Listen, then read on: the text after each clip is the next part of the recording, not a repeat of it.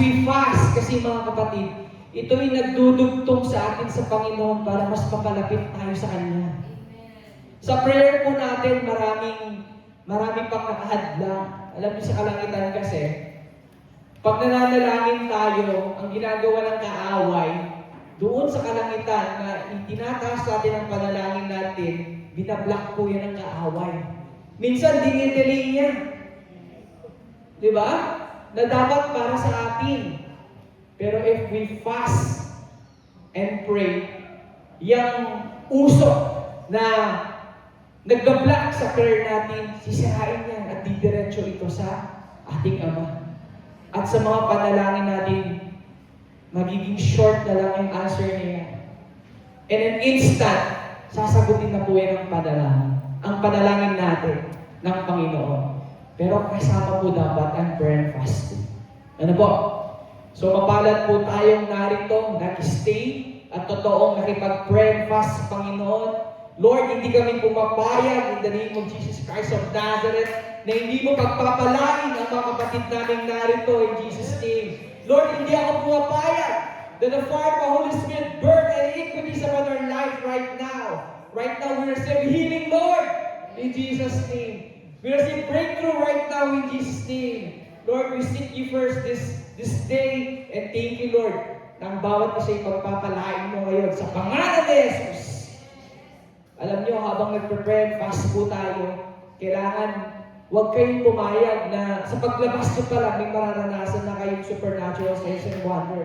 Dapat habang tayo nagprepare fast, ay dinedeclare na natin yung blessing, yung kasagutan ng ating panalangin. Kasi ito na yung kumukonekta ngayon sa Panginoon. Kasi kailangan po natin itong lakipan ng ating pananampalataya. Ano po? Napaka-importante po ng prayer and fasting.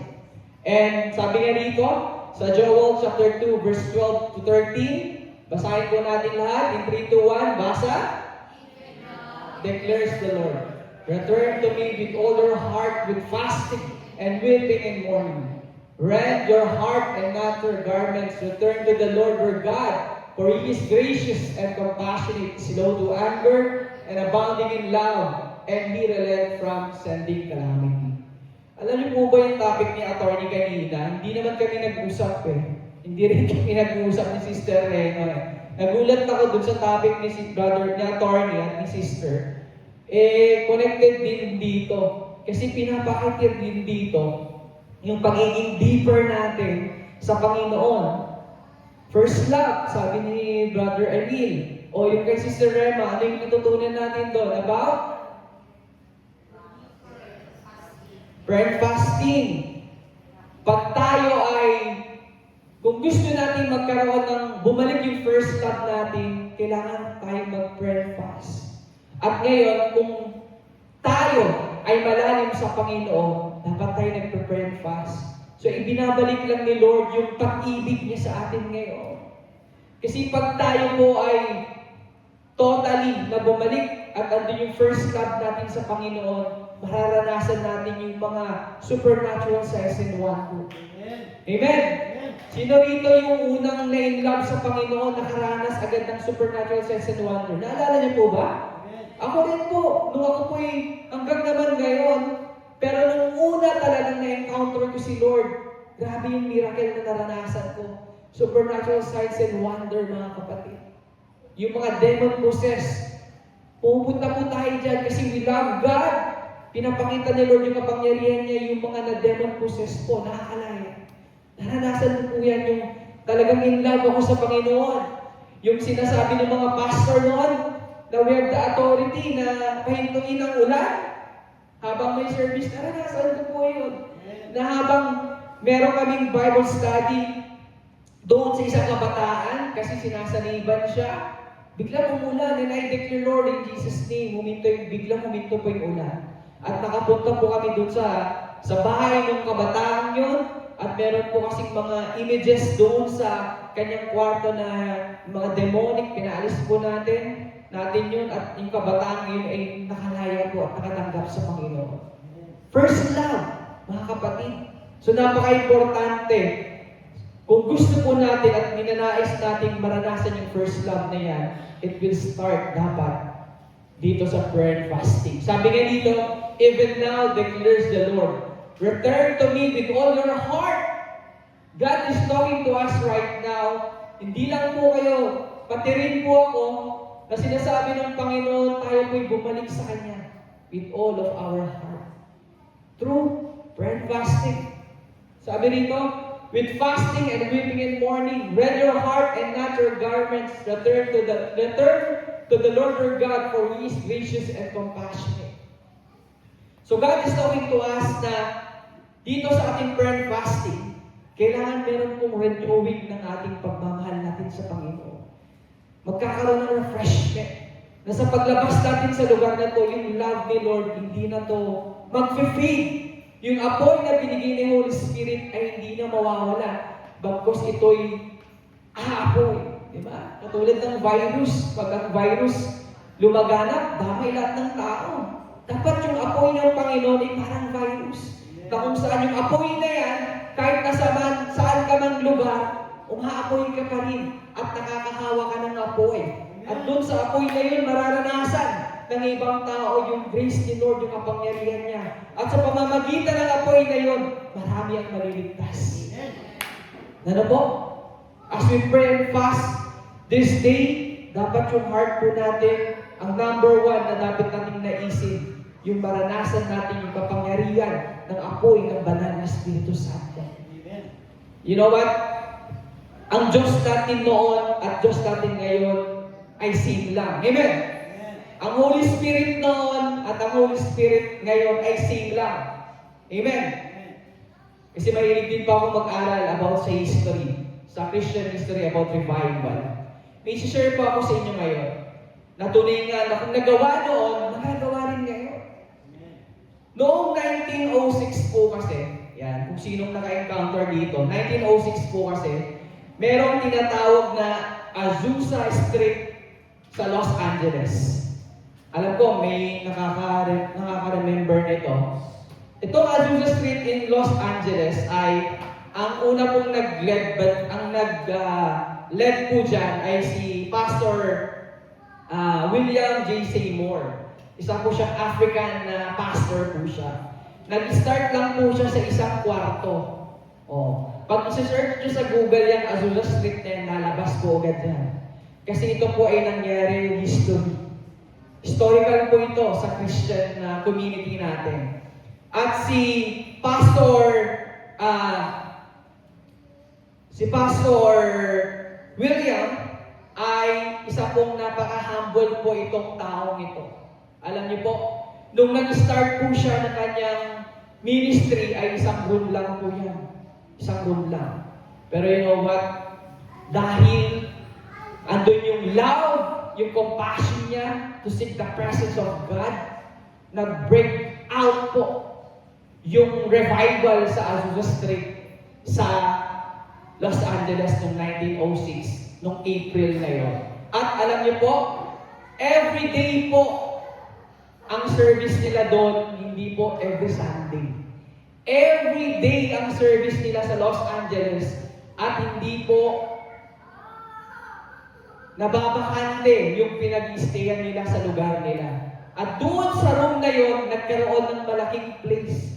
Parang ganito sa church natin. At araw-araw po ay maraming nag-a-attend doon sa gawain ni Pastor William. Hindi lang po dahil nag-a-attend lang, kundi, alam po, brothers and sisters, si Pastor William J. Seymour, bago po yan mag-start, ay meron pong box na kahoy ay nakatakip sa ulo niya.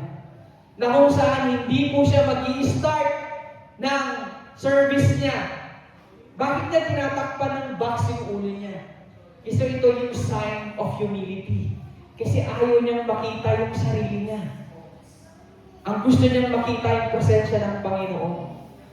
Hindi siya mag-i-start ng kanyang service ni Lord, o hindi niya tatanggalin yung box sa ulo niya yon hanggat hindi niya mararanasan yung kapangyarihan ng fire of the Holy Spirit. Ganun po yun. At alam niyo po, hindi po mag-i-start ang service na yun na nakatakip yung ulo niya. Alam niyo po, Pag si Pastor J.C. Moore, pag tinanggal niya na yung kanyang karton sa ulo niya ng kahoy, alam niyo po, pagpasok pa lang ng mga tao doon sa service niya, pag upo pa lang po, ang lahat ng tao ay nag-speaking in tongues na. Ganun po ang Holy Spirit noon. Pero ang Holy Spirit ngayon ay pareho noon. Ano po? Ano po ang kanyang sikreto? Alam niyo ang sikreto niya? Prayer and fasting. 6 hours, 7 hours po siya nag-pray. Maliban po doon sa 10 days na prayer and fasting niya po. Ano po? Doon sa congregation niya, sa mga workers niya, pag feeling ng mga workers niya na yung kapangyarihan ng Panginoon ay parang nararamdaman nila na parang may something wrong sa spiritual life nila. Alam niyo po ang ginagawa ng mga workers niya? Sineset apart po nila ang kanilang sarili ng 3 days at nagpe-pray and fast po sila. At sa pamamagitan ng prayer and fasting, mga kapatid, alam niyo po, papasok pa lang ang mga tao sa kanilang congregation. Marami na po ang gumagaling. Ang putol na kamay, brothers and sisters, biglang nabubuo. At yung mga ngipin ng mga attendee nila, may tumutubo pong gold sa ngipin nila. Through the power of prayer and fasting. Ano po? Tandaan po natin, sabi nga ni Lord sa kanyang salita, walang imposible sa Panginoon. Kung kaya ni Holy Spirit gawin noon, kaya niya rin pong gawin ngayon. Amen! Hindi niyo po ba naalala yung nasa Unico tayo? Pag nagpe-pray and fast tayo ng 21 day and fasting, at pag nagsiservice po tayo sa church, di ba? Nakakaranas tayo ng gold dust. No? Angels' feathers, brothers and sisters. Heavenly tour. Ano po? And God is reminding us the importance of prayer and fasting. Ano po? Yung ating worship doon, grabe, di ba? Kung nangyayari ka na, Pastor William J. Seymour, nangyayari po sa atin ngayon yun. Through prayer and fasting. Ano po? Sa ating mga Kristiyano, minsan kailangan natin lagyan yung box sa ulo natin eh. Para hindi natin makita yung sarili natin. Ang makita lang natin ang Panginoon. Para sa pagdating ng mga ganitong gawain, hindi na tayo magdadalawang isip. Dahil meron tayong humility, lahat po tayo'y mag-ate. Kaya sa mga dineclare ko po kanina, sabi ko nga po, after nung before po kami mag-pioneering, Lord, hindi ako pumapahayag, sabi ko, na hindi ako pumapahayag, Lord, na yung mga nag-attend ngayon sa prayer and fasting, hindi mo pagpapalain. Hindi lang siya maglabas, Lord. Maging ngayon, sabi ko kanina, Lord, sinasabi ko yan. Lord, inuna ka namin, sinabi ko sa iyong salita, nagbigay kami ng oras, ng sacrifice, Lord. Sabi ko sa kanya, and you know what? Si Lord po may gagawin po mamaya sa atin. May gagawin po ang Panginoon sa atin. Ito ang prayer fasting na to, ito yung magkakaroon ng breakthrough sa ating revival, sa pagkilos ng Holy Spirit sa buhay ng bawat isa. Ano po? Kaya mapalad po kayong narito, hindi po sayang ang pagpunta nyo rito. Hindi nyo piniling matulog sa bahay nyo para mag-rest, pero mas pinili nyo mag-rest sa presensya ng Panginoon. Kaya dinideklara ko kagalingan sa bawat isa. Lord, seek you first, sabi mo.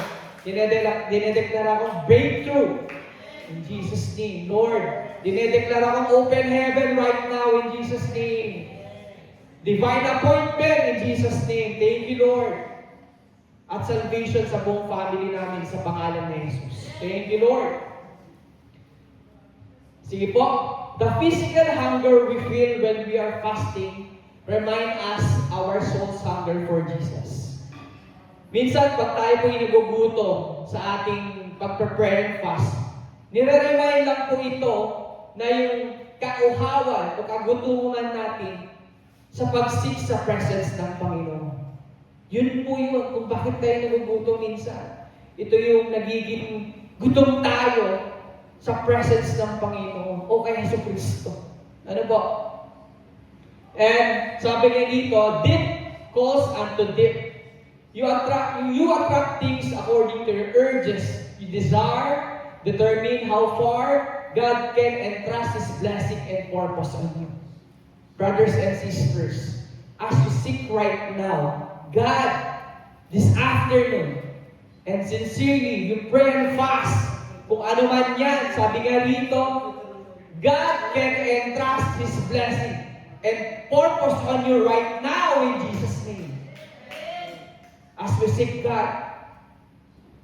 Kasi ngayon, idinudugtog na ng Panginoon yung light na tali na yan, diretso po sa kanyang kaharian.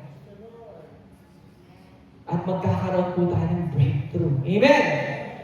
Sa buong family natin. Kaya, mapalad pa rin po yung wala dito because they are part of GCFT GEM family. Makakareceive pa po sila ng blessing. Pero yung mga nag-attend dito, na talaga nagsakripisyo para mag-attend para sa Panginoon, grabing pagpapala po, tandaan mo. Grabing pagpapala po, i-receive mo in Jesus' name.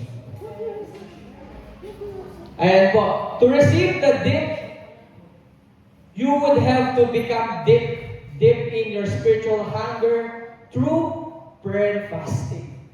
God is reminding us right now, brothers and sisters, how deep we are sa Panginoon. It's not only we pray day and night, it's not only we read the Word of God every day sa buhay natin, pero God is talking to us, anak, kung gusto mong maging mas malalim sa akin, sabi ng Panginoon, you should pray and fast.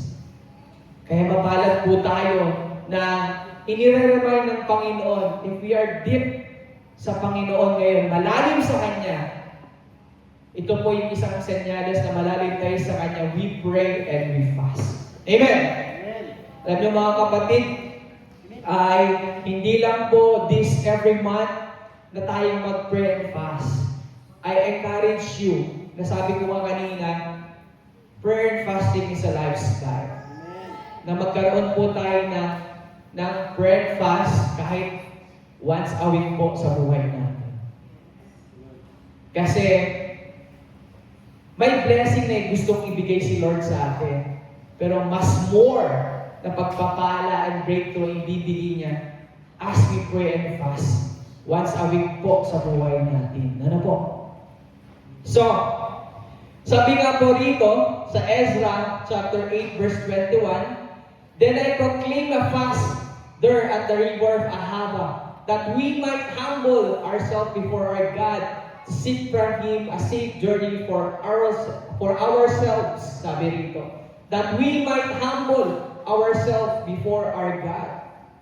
Thank you, Lord Jesus, that as we stay here sa ating prayer and fast, tunay nga na we humble ourselves unto God. Amen! Sa every obedience natin sa Panginoon, remember this, brothers and sisters, there is a blessing. Hindi man to financially, pero a blessing sa health po natin. A blessing sa ating mental, emotional, and a blessing sa ating spiritual and financial. Ano mo? And most especially, kasama na rin po yan yung blessing, yung protection ng Panginoon sa atin.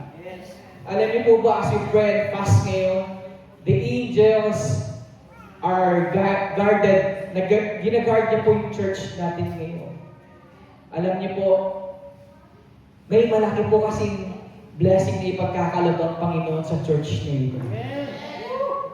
May prophecy po sa church na ito. Ibibigay lang po ng Panginoon ang prophecy na yan kung magkakaisa po tayo in prayer, not only in prayer, but in fasting. At yung prophecy malaki na yan, mga kapatid, ay malapit na po. Tayo lang po ay magkaisa. Amen! Magkaisa po tayo. Hindi pa po kasi pinaparinig ni Pastora yung big prophecy niya sa church na to. Ay, sa Sabat daw po pala. Sa Sabat po ay ipaparinig ni Pastora yung big prophecy niya. Alam mo, hindi aksidente bakit Sabat. Kasi bago i-reveal ni Pastora yun, we need to pray and fast muna. Para pag ni-reveal ni Pastora sa Sabat, Ready ang heart at yung blessing kikilos sa bawat isa. Amen. Kaya pala hindi pala aksidente yun, no? Hindi pala niya ginawa kahapon, di ba? Pwede naman, di ba? Pero sinabi ni Lord, you need to pray and fast first. And paglabas natin dito, ngayon pa lamang, narasig na natin yung victory. Nararamdaman niyo ba yung tangible presence of the Holy Spirit? Alam niyo po, brothers and sisters, nararamdaman ko po kayo. Hindi ko alam kung bakit kinikilabutan po ako ngayon sa pagtayo ko rito. Because the presence of the Holy Spirit is right now. Ano po? So, mag-ready po kayo sa pagpapalang ibinigay ng Panginoon sa church na to. And tunay nga na si Lord ay lahat ng kanyang pinamis sa church na to ay mangyayari. Amen. Amen. Sabi nga dito, if you call deep, yet your spiritual capacity is shallow, you will crash. Kung tayo po yung sabi natin na tayo malalim sa Panginoon, pero yung spiritual capacity natin ay napakababaw, tayo po ay madaling manghina, madaling manlamig sa Panginoon. Diba? Katulad nga po sa parable, sa Bible, na matatagpo natin sa Luke, ano ho? Na dapat, na kung tayo ay magtatatag ng isang tahanan natin, ay dapat nating itatag ito sa mabuhangin o sa mabato? Dapat sa mabato. Kasi po, pag sa mabuhangin natin to inilagay, at pag ang malaking alon ay dumapo doon sa pinagtayuan natin, ito'y madaling masira. Matatangay po siya. Pero pag ang ating pundasyon ay malalim, alam niyo po ang revelation sa akin ngayon, ano yung mga batong iyon na nagpapatibay para hindi madaling mabuwag o matangay ang pundasyon na iyon? Alam niyo, nagre-represent ng bato na iyon is prayer and fasting. Ano po?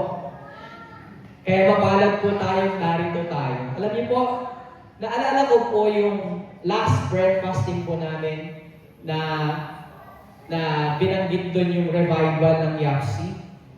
Alam niyo po, nung time na yon, hindi ko alam kung nararamdaman ni Pastor Jen o ako, pero ako doon pa rin yung fire ko, magtutuloy ito, maraming kabataan, gano'n. Pero minsan may part na baka maging katulad last week, pero hindi, in Jesus' name. Pero natapos kasi doon yung prayer fasting na pinag-pray with a prayer for Christ. At alam niyo po, nung first day ng Youth of Prayer for Christ, may mga nag-attend pa rin po. At alam niyo doon sa mga nag-attend na dalawang yun, na bago po ang buhay nila. Nagkaroon po ng perspective yung buhay nila. Alam niyo po, at nung second week ng pangalan nito ng Youth of Prayer for Christ, hindi po ako nag-expect. Pero sabi ko, Lord, ikaw ang nagsabi na ituloy ang Youth of Prayer for Christ. Pinag-fasting po namin to, Lord. Sabi ko, in Jesus' name. Alam niyo po, brothers and sisters, times 5 po ang nag-attend ng mga kabataan last week. And I know and I believe, yan yung prayer fasting po natin last month na na-include ang Youth of Prayer for Christ. Alam niyo, na-timing pa po na nandito sila dahil nangyari yung karahasan sa Tacloban. At doon sa topic po nila Pastor Jen, alam niyo po na itakal po yung about doon. And we know and we believe sa mga estudyante nag-attend nung last week, mga estudyante po ni Sister Clark pa lang yun, ha? Si Clark pa lang po yun.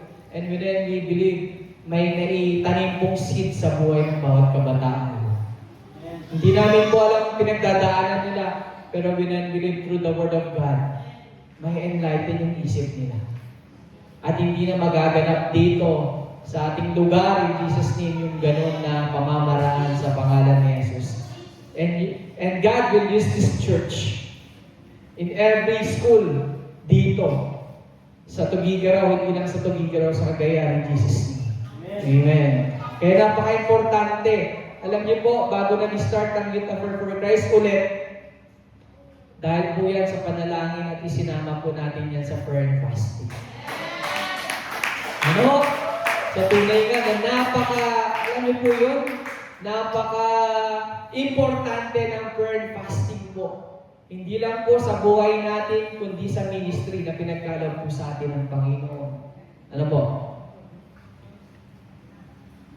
Sabi rito, God debts are already settled. Tama naman po, di ba? You just need to undergo the spirit training to partake of it. The school and training of the Holy Ghost happen in the wilderness. You cannot undergo this except by the admission of the Holy Spirit and by prayer and fasting. Hindi naman po kami nag-usap ni Pastor Ben kanina kung bakit may ganung mangyayari. Pero when we believe, sabi rito, that the school and the training of the Holy Ghost happens in the wilderness. You cannot undergo this training except by the admission of the Holy Spirit and by prayer and fasting. Kaya mamaya po, brothers and sisters, we will admit right now that the fire of the Holy Spirit be upon us in Jesus' name. And all the days of our life, this fire will be used for His glory. At lahat ng lalabas mamaya, I decree, declare in Jesus' name, that you will use us, Lord. Itong apoy na ito, as we touch the sick, hindi pa po kami magpe-pray, thank you, Lord, that the sick will be healed in Jesus' name by the power of the Holy Spirit. Ano po, brothers and sisters? Kaya hindi po aksidente kung bakit po kayo narito.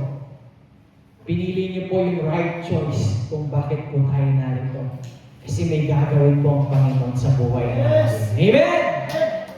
Grabe si Lord!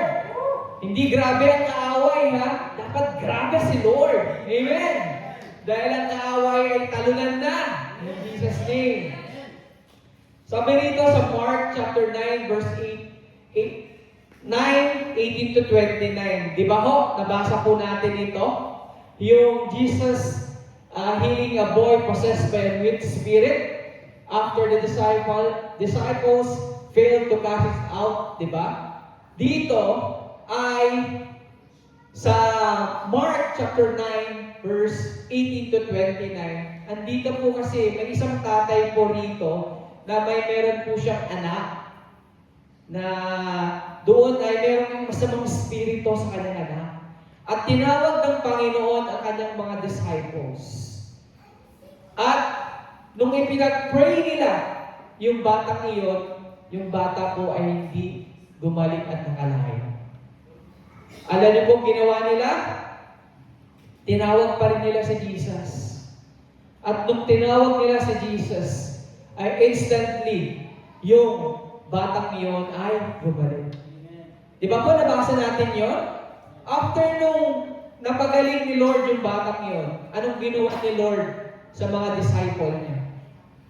Anong ginawa niya, brothers and sisters? Ni-rebuke niya, di ba? Kinausap niya yung mga disciples niya. Di ba? Sabi niya doon, hanggang kailan? Di ba? Hanggang kailan? Tatawagin ako.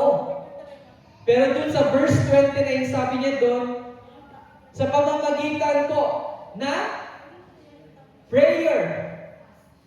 Hindi lang po prayer pero nakakalungkot po, i-check po natin yung mga Bible po natin, yung mga version. Pagbabasahin niyo po yan sa ibang version, alam niyo po, ang nakalagay lang doon, prayer. Walang fasting. Hindi ko alam kung na-observe niyo yan. May mga version po na true prayer lang ang sinasabi doon. Wala pong fasting. Kaya better pa rin na King James po ang basahin natin. Hindi ko alam kung mag-o-observe niyo. Na-observe ko po to ilang beses na, bakit ito sa version na ito, NIV, meron pa pong iba. Oo, walang prayer and fasting na nakalagay. Kaya, alam niyo ang kaaway ngayon, maraming Kristiyano ang nadedeceive. Ano po? Na tunay nga na tayo ay inilagay ni Lord sa tamang church. Amen. Na tunay nga na dito, nagbibigay si Lord ng wisdom sa atin, discerning of the Spirit. that as we read the Word of God, andun ang pangungusap ng Holy Spirit. Sabi rito, the chapter highlights the power and faith and prayer and fasting. Na napaka-importante po na pagpupunta tayo sa battlefield. Katulad ka ng sinabi ni Sister Minda, na pagpunta po sa kanilang pioneering, dapat nagpe-pray and fast. Kami rin po sa Buntut, before we go to that place, yung umaga po, dapat naka-fast po dapat ang bawat isa. Kasi hindi po natin alam kung ano ang mangyayari pag sa battlefield po tayo. Ano po? Kaya napaka-importante ng prayer and fasting, mga kapatid. Kung gusto mong maranasan yung tangible na presence ng Panginoon, ng Holy Spirit, we should pray and fast. Napaka-importante po ng prayer and fasting. Sabi nito, fasting, when paired with prayer, is viewed as way to charge up the spirit and deepen the dependence on God. As we pray, hindi lang po kailangan magpre-pray tayo, pero kung lalakipan po natin with fasting, mas magiging dependence po tayo sa Panginoon. Mas mararanasan natin yung kapangyarihan ng Panginoon. God has given us the authority. Amen! Nasa Bible po yan. Binigyan po tayo ni Lord ng authority. Pero meron po dapat tayong gawin para makamit natin yung authority niya. Ano po? Sa pamamagitan po ng ating prayer and fasting. Ano po? Nakatulad na lang po ni Prophet, sino tong prophet na ito? Si Paul na lang, halimbawa na lang si Paul. Na kung saan, nung siya ay dumaan doon sa mga taong may sakit, marami pong nakakaranas ng kagalingan. Si Prophet Elijah, ano po? Alam niyo po, bago sila tinawag ng Panginoon, meron po silang lifestyle of prayer and fasting. Kaya pag sila ay pupunta sa crowd, hindi lang po basta pagpunta nila sa crowd ang nararanasan ng mga tao nararanasan nila yung supernatural signs and wonder sa pamamagitan po ng kanilang pagpre-pray and fast sa Panginoong Jesus. Ano po? So God is talking to us. Minamandate po tayo ng Panginoon to pray and fast. Pray and fast once a month sa ating church, hindi po ito sapat. Dapat sa family po natin, sa sarili po natin, we should pray and fast. Ano po? Kaya napaka-importante na ito. Ano? Sa mga prayer po natin na hindi pa nasasagot, brothers and sisters, you pray and you fast right now.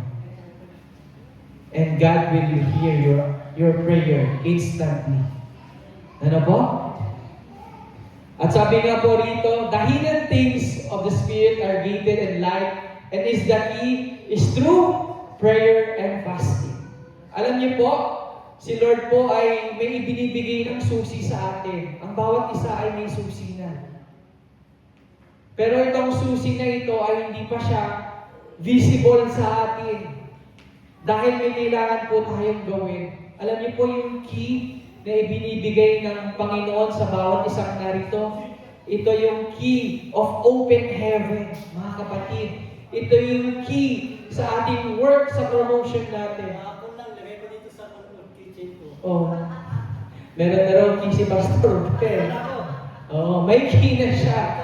Oh, visible na. Oh, saan ang galing yan, Pas? Holy Land, Jerusalem. Meron siyang key from Jerusalem. Ano po? Nag-manifest agad sa'yo, Pastor Ben, na amen. Receive niyo po yung open heaven right now. Yung puting car. Pinapaalala ni Lord sa'yo, receive mo na, Pastor Ben, in Jesus' name. May binibigay pong key si Lord sa atin ngayon. Pero kailangan maging consistent po tayo na mas lumapit po sa presensya niya, mas dumikit tayo sa presensya niya through prayer and fasting. Ano po? Kaya receive niyo yan, brothers and sisters. Sabi rito, through prayer and fasting, light is sight. Light is access. You need to labor to get light. When God gives you light, He's giving you access to hidden things. Amen? Hidden things, mga kapatid. Hindi lang yan sa finances natin. Kumbaga, sa ministry na pinagkaloob ni Lord, may hidden things siyang ipapakita sa iyo. Na kung saan dyan, sa binigay ni Lord na ministry, may gagamitin si Lord na mag-raise na pastor sa lugar na yan. Amen! Na mag-raise si Lord ng hindi ng church sa place na yan, kundi yung open doors of financial freedom, magbubukas sa ministry mo. Yung pinagpe-pray nyo na, Lord, magkaroon ng church sa station namin. Hindi po church ang ibibigay ni Lord. Kasi hindi po siya madamo. Alam niyo, ibibigay niya church building. Amen. Wala pong imposible sa Panginoon. Hallelujah. Huwag nating maliitin ang Panginoon, mga kapatid. Jesus! Ano? Huwag lang church, Lord, bigyan mo kami ng church building na nilibigay ng Panginoon. Amen! Yung mga church station natin, hindi mananatiling church na ganun lang po yan. Gagawin ni Lord na building po yan. At hindi lang po, gagawin ni Lord na building yan. Magkakaroon din po ng school dyan in Jesus' name. Amen. Receive it, Lord! Ang kilang po dyan, consistency sa ating prayer and fasting. Ano po? Praise God! Sabi nga nila, there is a human side obstructing your spiritual side. Go into your self-development. Do prayer and fasting. Go into self-purging from human strife, such as greed, sexual immorality, worldly desire, in order to host the deep things of God. As we pray and fast, meron po tayong kailangan tanggalin. Yung mga worldly desire po natin. Ano po? Sa work po natin, sino po ang nalulugod po dyan? Dapat po ang Panginoon. Dapat we, as a genuine Christian, na-purge na po yung flesh natin, na kung saan ang iniing na po natin, yung presence ng Panginoon, yung deep things, yung spiritual things na pinagkakalob ng Panginoon, yung mga makalangit na dapat po, yun na lang po dapat ang ating iniing. Ano po? Paano po natin, brother, paano po malalaman na ito yung iniing natin? Gumagawa po tayo ng oras natin sa ganitong gawain, sa spiritual life natin, sa personal devotion natin, at kung feeling mo nanghihina ka pa, nagkukulang ka pa sa personal devotion natin, mas lalo kang lumapit sa Panginoon, sa mga activities start ni Lord dito sa church, to win souls, especially sa mga family. Ano po? Kung feeling mo, Lord, parang hindi pa enough, Lord, ang pag-attend ko ng church and devotion, maging involved ka sa evangelism, kapatid. Maglaan ka ng oras, ng sakripisyo mo para sa Panginoon. Kahit minsan, itong oras na to, yung oras na to para matulog, hindi. Kasi gusto mo mag-grow, mag-attend ka sa gawain ng Panginoon. Para mas mag-grow ka. Ano yung lagi sinasabi ng pastor natin? Mas magandang madatnan tayo ng Panginoon na tayo naglilingkod sa Kanya. Ano mo yun? Yung bigla siyang bababa, tapos nasa gawain ka ng Panginoon. Diba? Amen! Kesa yung nadatnan mo si Lord, sobrang busy mo sa mundong ito. Hindi na po natin may ibabalik ang past, mga kapatid. Andito na tayo sa future. Kaya brothers and sisters, isiksik na po natin ang buhay natin sa gawain ng Panginoon. Isiksik nyo na yung buhay nyo sa Panginoon. Ano po? And God is encouraging us. Yung apoy, yung susi, ibibigay na po niya sa inyo. Ang kailangan lang po natin gawin, kumilos po tayo. Saan man tayong lugar, saan man tayo dalhin ng Panginoon, kumilos po tayo. Ano po? Hindi niyo po ba alam na masayang maglingkod sa Panginoon? Yes! Ano po? Na kahit nakakapagod, pero pag nakikita mo ang mga tao na sinasyaran mo ng salita ng Panginoon, makikita mo, naluluha na lang sila. May realization, may tumatanggap. Alam niyo, yung joy na yun ay hindi mapapantayan ng joy na meron sa mundong ito. Ano po?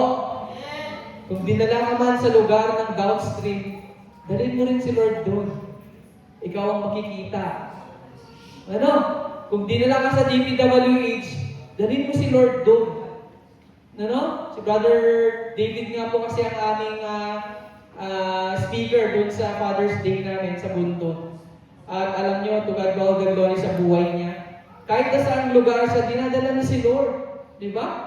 Nakamitin niya pa si Mark Villar. O hindi lang niya naka-high and ho. Kundi nakamitin niya personal, kasama niyang kumain. At hindi lang po nangyari ganoon. Alam mo ginawa niya? Pinag-pray pa po niya si Mark Villar.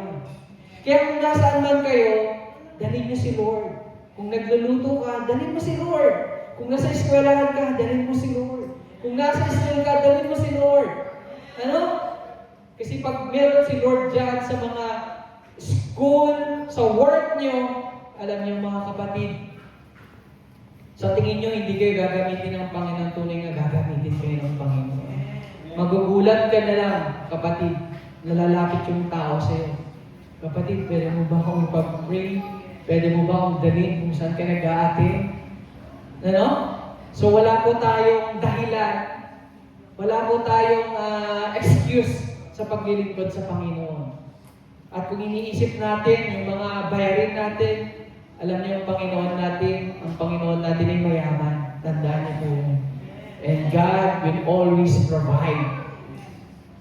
Di ba? Yung mga ibang Kristiyano nga na medyo hindi pa ganun ka-active sa Panginoon, binibless niya pa rin, di ba? Much more kung tayo active sa gawain ng Panginoon. Mas lalo po niya tayong i-bless. Kaya, you are so blessed.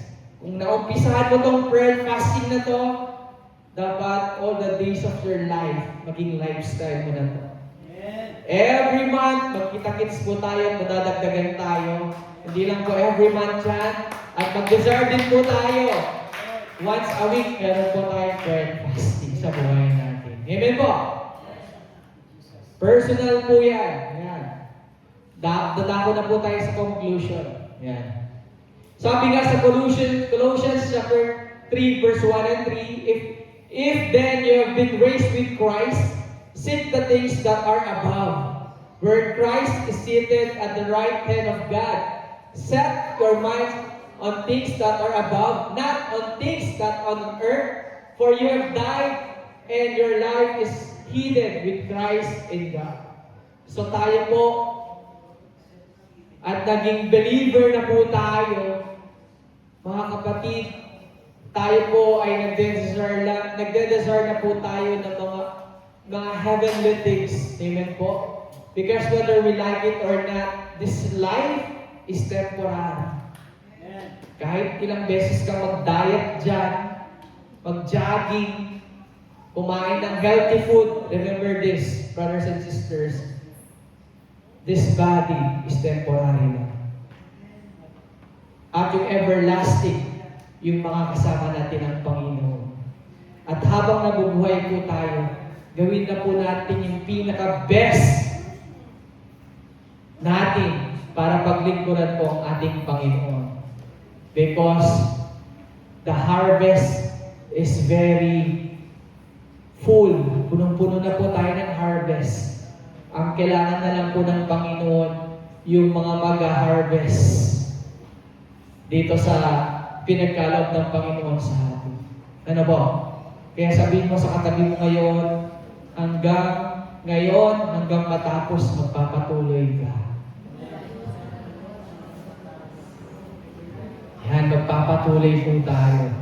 At, therefore, one of the ways to know if you're spiritually healthy is your hunger for the Word of God and through prayer and fasting. Mga kapatid, palakpakan po natin ang Panginoon sa kanyang salita. At tunay nga na yung prophecy ni Lord mangyayari na sa atin. Wala na pong delay ito. Wala na pong delay ito. Basta magkaisa po tayo through prayer and fasting. At alam niyo po, yung lubid na light na yon ngayon, unti-unti na po itong dumudugtong sa kalangitan. I don't know kung ano po yung taling yan, yung light na yan na napakatingkad at pumupunta na po sa kalangitan. at nag-uumpisa na pong dumudugtong sa kaharian ng Panginoon. Kaya mag-ready po tayo mga kapatid at lagi natin isaturate yung sarili natin at lagi tayong maging handa sa pang-araw-araw po natin at lagi nating maging mindset at pagkakaroon ng lifestyle sa ating prayer and fasting. Ano po? Meron pa nga tayong buntis dito, nag-prayer and fasting ba ito, attorney? O, tingnan mo, buntis pa yan, nag-prayer and fasting. Nag-start yan sa bahay na pumunta pa rin dito. You know what? Wala pong reason para hindi po tayo mag-prayer and fasting. At i-harvest niyo po yung blessing na yan. In Jesus' name I pray. Amen and amen. So, ibibigay ko na po yung mic kay Pastor Ben, ay kay Pastor Marlon.